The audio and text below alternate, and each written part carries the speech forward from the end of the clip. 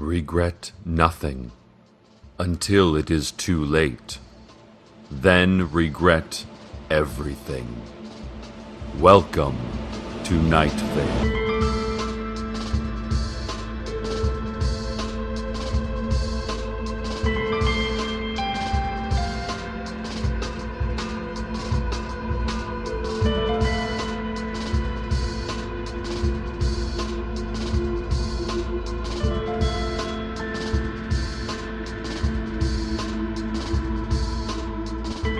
Our top story today.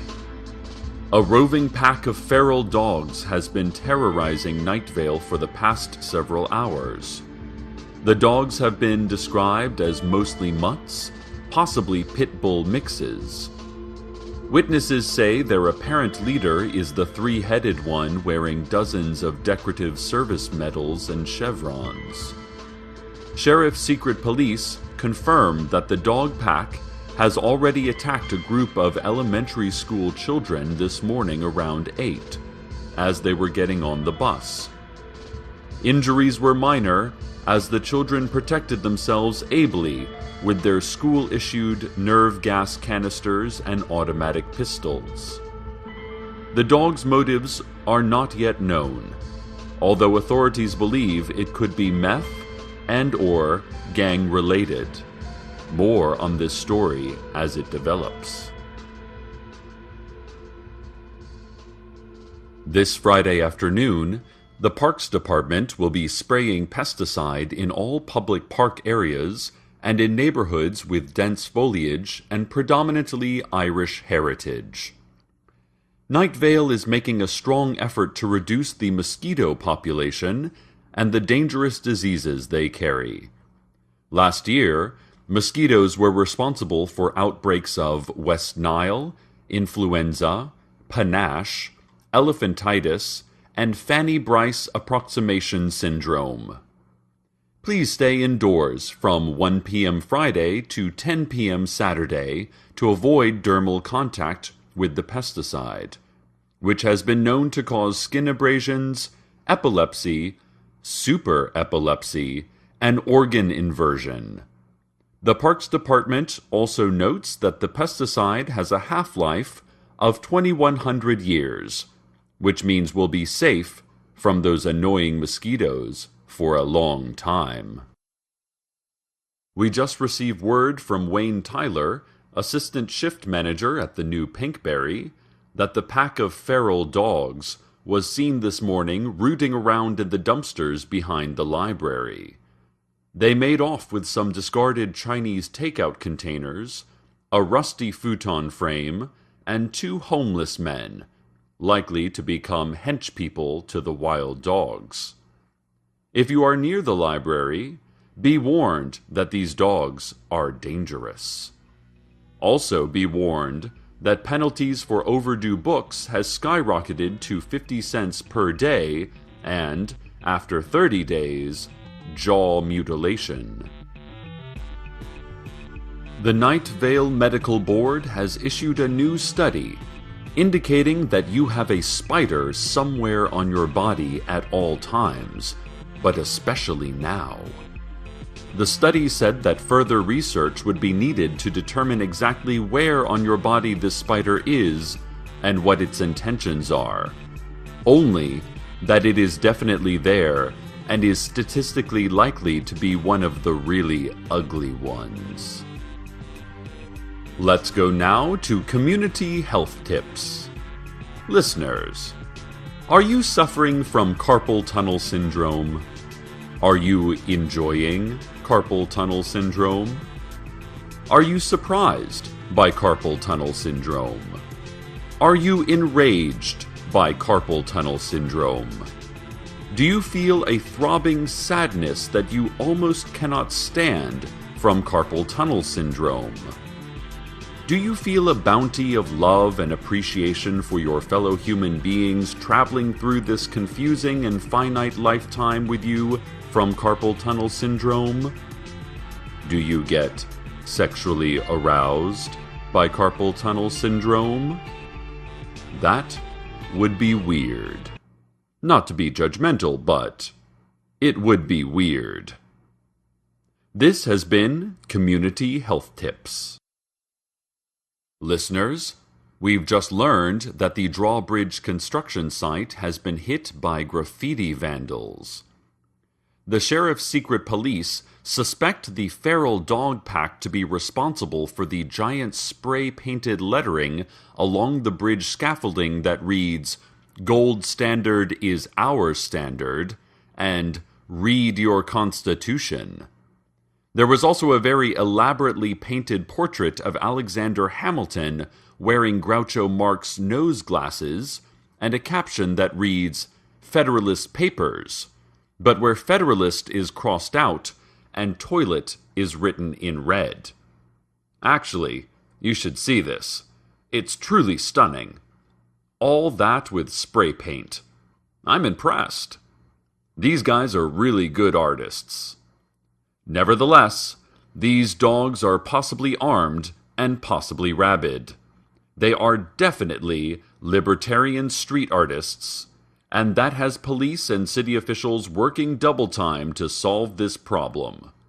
If you have any tips that could lead to the capture of this roving band of dogs, please keep them to yourself. We've also received word that they have tapped your phone and computers, so best not leave the house or talk loudly. Let's have a look at the community calendar. This Sunday afternoon, the Night Vale Fire Department will be holding its bi-weekly Fireperson Appreciation Parade. All of the town's firefighters will be riding through Main Street on their bright red engines, which will be turned into floats depicting some of the greatest fires in Night Vale's history.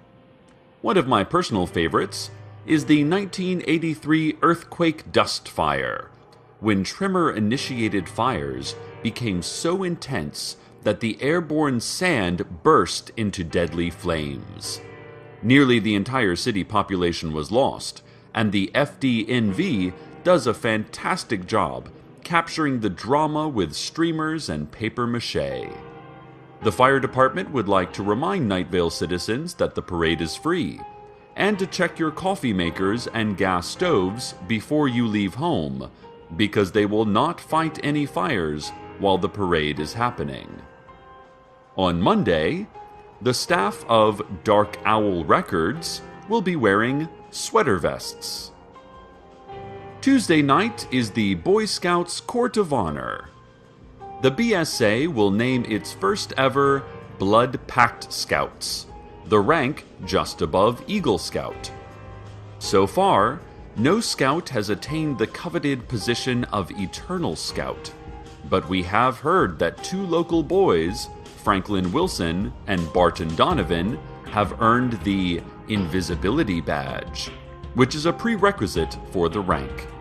Well done, Frank and Barty. Wednesday afternoon is the citywide fitness fair at the Rec Center. Last year's event was canceled, as it was held on the same day and time as the fried chicken and cigarette fair. This year's event, however, promises to be a huge success, as they have secured a large corporate sponsorship from the Intelligence Group International, who will provide free prostate screenings, mammograms, and surgically embedded government monitoring devices. Thursday morning, the National Weather Service and National Security Agency have scheduled a giant sandstorm. Friday is an oasis, only a metaphor for something unattainable, a haunting dream of meaning for our lives. But don't look, turn your head. Your life is here. Stay here. You are alone. You are so peacefully alone. That's it. Yes. Good.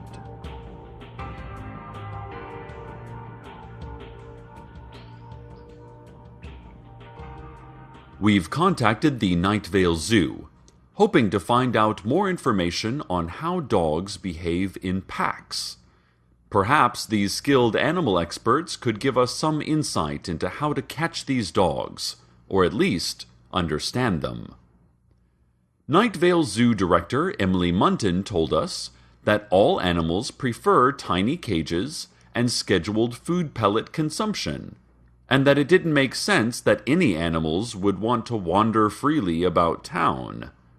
She added a high-pitched roar, followed by a watery gurgling sound, and then our conversation was ended by repeated, cloudless thunderclaps.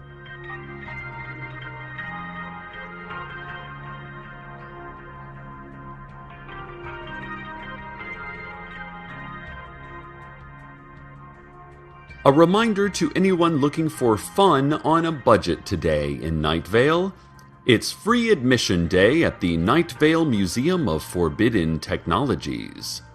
As always, the museum features many fascinating permanent exhibits, including the cheap, pollution-free source of energy created by Nikola Tesla, multiple time machines, some of them not yet invented, and pocket calculators, which were outlawed by the city council 22 years ago for undisclosed reasons. Along with that, there is a temporary exhibit displaying the many different, exciting, and extremely dangerous uses for lasers. Be sure to splurge on the guidebook at the museum store, as the exhibits themselves are entirely shrouded with thick burlap at all times, and all explanatory plaques have been blacked out with permanent marker. The Museum of Forbidden Technologies. If you don't know about it, we may or may not have it. And now a